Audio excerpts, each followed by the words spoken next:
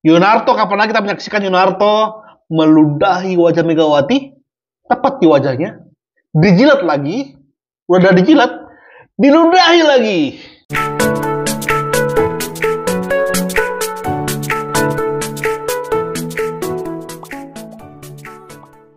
Hai guys, kita bersama Derby. Dalam video ini ya, Yunarto ya, dia meludahi muka Megawati, dijilat lagi, ludah yang di muka Megawati, yang terakhir kembali diludahi lagi muka Megawati. Kita bahas guys, dan dia reaksinya. Pastikan lagi bahwa seluruh kader PDI Perjuangan yang jadi kepala daerah semuanya tidak datang untuk saat ini posisinya ya. Saya tidak katakan semua ya, karena ada beberapa juga yang saya dengar tuh ada 3 atau 4 orang ya, 3-4 kader yang mungkin karena pertimbangan karena kan yang mengusung tidak hanya PDI Perjuangan mungkin ya, mungkin dengan alasan itu mungkin mengikutin.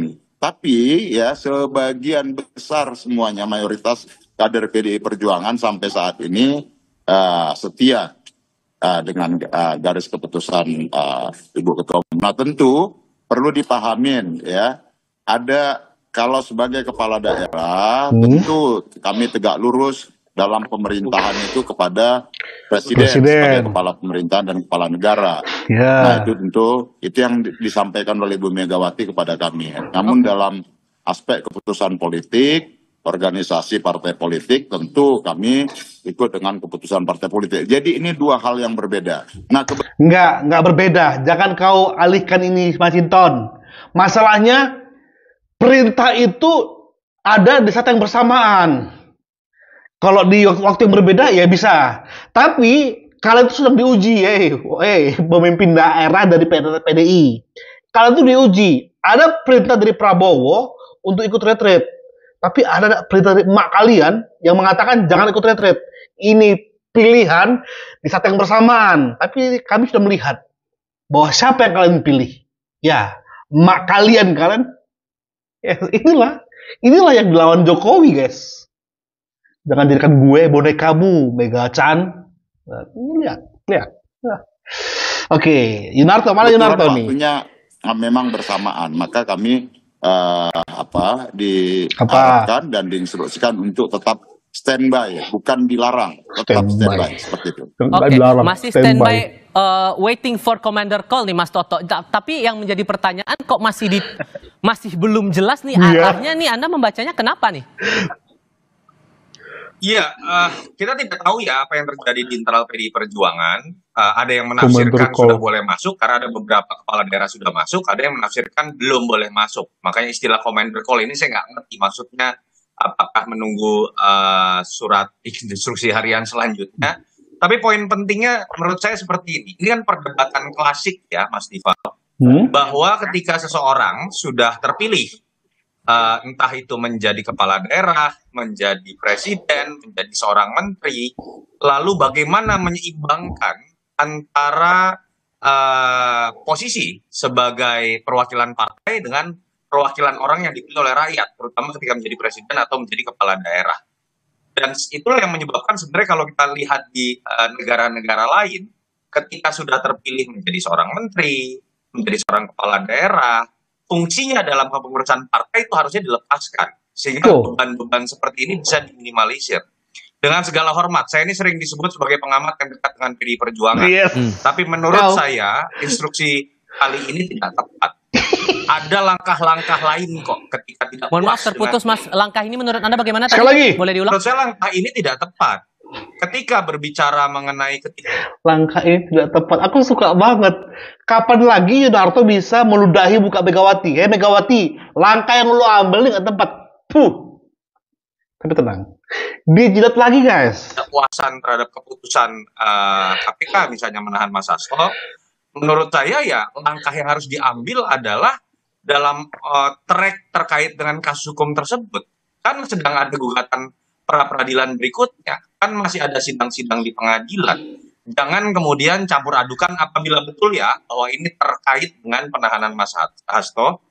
Jangan kemudian campur adukan sebuah positioning politik, apalagi yang kemudian melibatkan kepala daerah. Kepala daerah ini nanti bergantung pada pemerintah pusat loh, DAK, DBH, dan DAU-nya, termasuk dalam kerja-kerja politik kepada masyarakat di daerahnya. Ini yang menurut saya, apa yang diinstruksikan hari ini sama dengan bermasalahnya logika-logika seperti koalisi permanen, yang itu akan, saya menganalogikan tapi sama bobotnya Mas Tifal ya. Ide koalisi permanen itu kan akan membuat anggota DPR yang sudah dipilih rakyat, itu kemudian hanya nurut sama partainya, dan nggak bisa protes terlepas apapun aspirasinya. Sama dengan apa yang terjadi pada teman-teman PDI Perjuangan sekarang gitu. Saya yakin mereka semua pengen ikut retret kok, dalam konteks menjadi bawahannya presiden. Dan ini kemudian ada presiden memberikan pengarahan dalam acara retret misalnya. Atau kemudian sama rendah bobotnya dengan ketika seseorang udah jadi presiden atau menjadi menteri tapi masih jadi ketum partai. Apa yang saya katakan adalah sebenarnya istilah petugas partai yang sering dianggap negatif oleh sebagian publik itu terjadi di hampir semua partai. Problemnya hanya PDIP yang mendefinisikan itu secara eksplisit. Tetapi ini problem yang terjadi di semua partai. Kan udah diludahi muka Megawati. Mak Megawati, maafin ya Mak ya, saya tuh hanya terdesak di acara live, jadi Mak saya ludahin. Nah, sebagai bukti saya ambil lagi ludah Mak ya, ludah yang saya buang ke muka Mak ya, dijilat lagi ludahnya itu. Dan yang terakhir, dia kembali meludahnya guys, meludahi muka Megawati lagi guys. Tapi sebelum itu Pak Adi, ini sejauh ini pengamat politik yang paling netral, ya. Sehingga menurut Anda, Mas Adi, ini akan jadi apa ya? Saya bilang posisi kepala daerah asal PDI Perjuangan ini lagi tersandra. Apakah mau menuruti arahan dari pemerintah pusat atau justru dari partainya sendiri, begitu? Yang pertama tentu ini akan menebalkan satu diskursus bahwa pejabat-pejabat publik yang dimiliki oleh PDIP adalah mereka yang menjadi petugas partai dan tidak berani menentang bagaimana fatsun politik yang kemudian sudah disampaikan oleh ketua umum mereka, Megawati Soekarno Putri. Kan itu yang kemudian mengemuka sehari dua hari ini. Padahal secara persamaan kalau retret itu kan adalah bagaimana membangun sinergitas antara pemimpin pusat dengan pemimpin daerah, gubernur, bupati, dan wali kota. Dalam konteks itu saya kira memang siapapun kalau sudah menjadi pejabat publik, sekat-sekat persoalan partai, pilihan politik yang berbeda, mestinya sudah mulai harus dihilangkan. Tapi kan pada saat yang bersamaan... Jangan tapi Pak Adi, ini nih aku utamain ya, harus tunduk taat kepada pemerintah pusat. Kenapa? Karena ada banyak daerah guys ya, yang mereka itu nggak punya dana untuk mengelola daerah mereka masing-masing. Berarti yang mereka andalkan itu adalah APBN. Yes, APBN. Lalu mereka nggak tunduk ini kepada presiden sebagai pemimpin tertinggi yang bagaimana APBN ini tersalurkan secara merata. Nggak dituruti ini. Makanya kalian khususnya para dari PDI ya, pemimpin daerah dari PDI, minta uang dari emak kalian. Titik. Kalian membuktikan yang milih kalian itu rakyat. Yang milih kalian itu rakyat.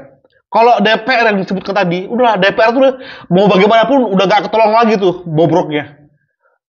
Nah, ini pemimpin daerah. Masa mau disamakan sama mereka? Kan enggak. Pemimpin daerah itu saya anggap jauh lah harapan kita kepada pemimpin daerah ketimbang DPR. Lalu seketika gampang disetir. Makanya jangan salahkan Jokowi menghajar PDI habis-habisan. Habis-habisan sampai lulu lantak gitu partai itu. Ini sekarang ini dampak dari Pak Jokowi yang menghajar. Makanya sekali lagi aku perlihatkan kepada kalian ya, bupati, wali kota, gubernur dari PDI minta uang jajan ke emak kalian. Oke, kita akhiri dengan Yunarto yang kembali meludahi wajah Megawati.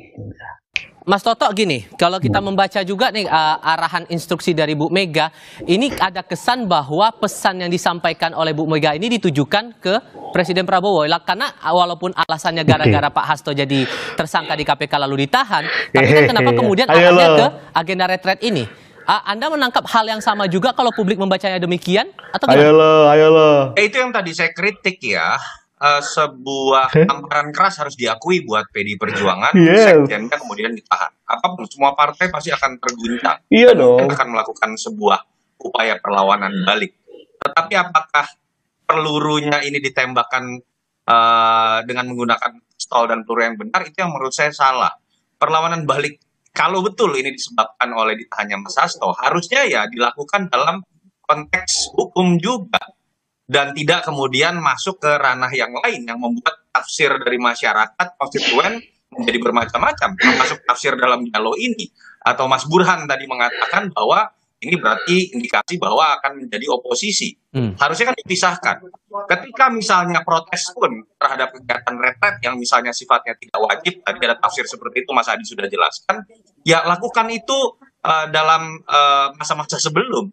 Atau kemudian tidak ikut retret karena punya alasan ada kegiatan terhadap masyarakat langsung di daerahnya yang jauh lebih penting dibandingkan kegiatan seminggu di dalam kelas yang dilakukan dalam retret. Tapi tidak kemudian melakukan upaya, mohon maaf, boikot secara massal. Waktunya bertepatan dengan ditahannya Mas Hasto. Kan akhirnya kan ini menjadi pendidikan politik bahwa seakan-akan bargaining politik atau barter politik itu bisa terjadi dengan saling menyandera satu sama lain. Ini yang menurut saya lebih senang ya PDI Perjuangan menyatakan berani melawan kebijakan pemerintah terhadap beberapa kebijakan efisiensi yang misalnya dianggap tidak tepat. Itu bagus buat proses check and balances. Saya lebih senang PDI Perjuangan misalnya menyatakan dukungan terhadap tuntutan, sebagian tuntutan dari demo-demo Indonesia Gelap, karena dirasakan misalnya itu sesuai dengan aspirasi konstituen di daerahnya atau masyarakat. Itu yang seharusnya terjadi dalam konteks check and balances, dan saya sepakat bahwa sebetulnya kita membutuhkan oposisi. Tapi bukan oposisi dalam konteks kecewa dalam pertarungan elit atau dalam kasus hukum yang menyandera elit partai, tapi lebih kepada perbedaan pandangan dalam menyerap aspirasi rakyat.